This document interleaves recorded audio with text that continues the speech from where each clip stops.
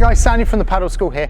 In this video today, we're going to talk about probably one of the more difficult shots that you need when you're learning the game, and that is the single-handed flat backhand. Now, this is something that myself, I've come from a tennis background, and in tennis, I was used to playing either double hand with topspin, or I was used to playing a slice backhand. So to come to the paddle court and to learn this shot, this is one of the more difficult shots for me to learn, and I really had to kind of spend some good time trying to hit that ball flat. So in this video, we're going to talk about the technique for hitting that ball flat on the backhand and some common errors that you might find with this shot.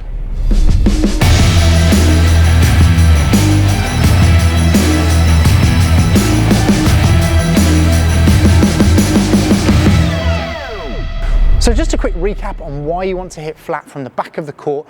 If you're at the back and your opponent's at the net, you've got a few different options. On these lower balls, you can actually hit down to the feet of your opponent, which is called a chiquita, or you can hit fast into the body or into the space from this position at the back with a flat shot.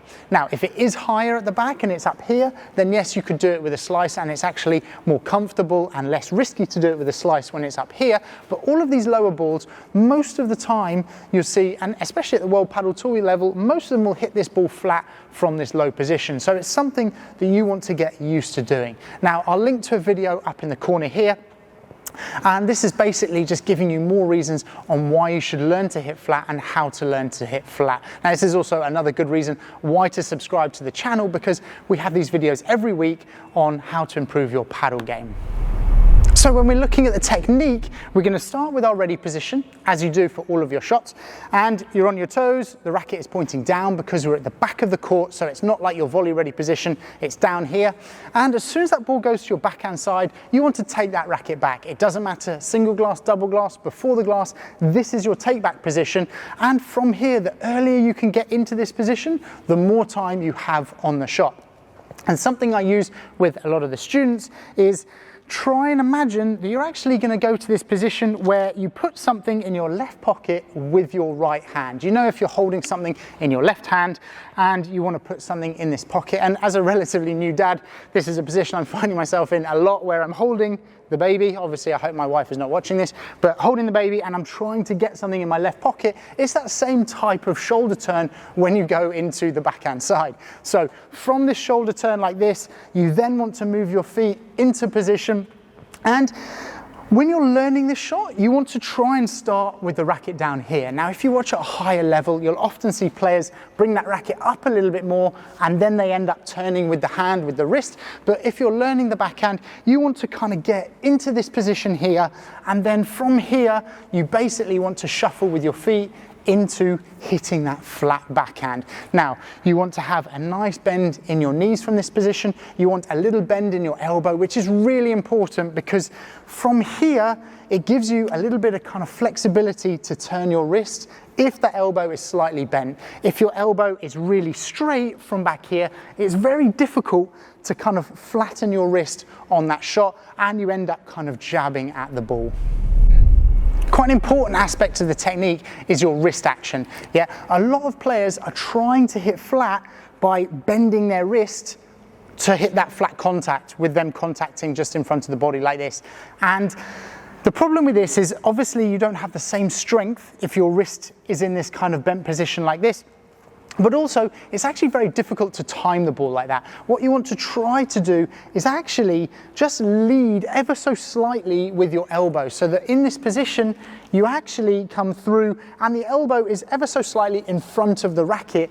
And that way you can see that my arm is solid. And if there's a kind of, it's not 90 degrees, but it's almost, if it's almost like that, then you're going to have quite a strong impact, because from here you can have good grip strength, you can have good arm strength into that shot. So that's something to work on, is not to use your wrist too much to try and hit this ball flat, but actually use your kind of arm to come through that ball, and you want to keep your body low on the impact. If you end up pushing up through the legs like this, then it's obviously difficult to get a solid contact on that ball as well. So when we're looking at the common errors for this shot, by far the most common error is this contact position. And often players are way too far in front like this, or sometimes they end up contacting behind them. It's like any striking sport. If you're going to kick a ball, you get your feet right up to that ball when you're going to do it. So it's kind of the same here. You get into this back position, this take back position, then you've got to shuffle your feet to get this perfect contact in front of your hip here. If you don't move your feet into that position, what often happens is players are rooted to the spot, the ball comes, and they end up kind of reaching like this. And you can see, as soon as I reach like this, my wrist bends and I'm not really going to be able to get anything on that. Another really common error is your foot position and your stance, yeah? So from this position, you see players a lot of the time stepping right across their body and then trying to play their backhand like this. Now, there are going to be times when the ball goes into the corner and you might lunge and play a ball like this. But if it's on a normal ball, you really want to try and be in a neutral stance where if you draw a line from your left foot to your right foot, it goes up the court like this, yeah? Rather than stepping across. If you end up stepping across, you end up twisting and you really cut down your shot options from here. You can't get your body momentum into the ball, and that's something that's important, particularly if it's a relatively easy ball. Like I said, there's going to be times when you will need to lunge across like that, but from there, then you're looking for a different objective for that shot. This is not an easy shot to get right, and it takes quite a lot of practice to feel comfortable doing it. It took me a long time coming from tennis to get this right, and I would say now it's probably my favorite shot from the back of the court. And if I could give two pieces of advice, it would be keep it simple. So just a simple block action, bring that racket straight back to here and block the ball here, trying to contact just in front. And the second thing is persevere with it. I've seen so many players that have tried it for 2 minutes, found it's not working or it's not as comfortable as the slice backhand they've been hitting, for years, and they've gone back to that slice. But it's something that you just need to keep plugging away and you will get better at it. Now, on this side, I'm going to put a playlist of videos from tennis to paddle where we talk about the backhand, but we also talk about the forehand, the volleys, and how it differs if you are coming from a tennis background and what you should be changing if you want to get better at paddle.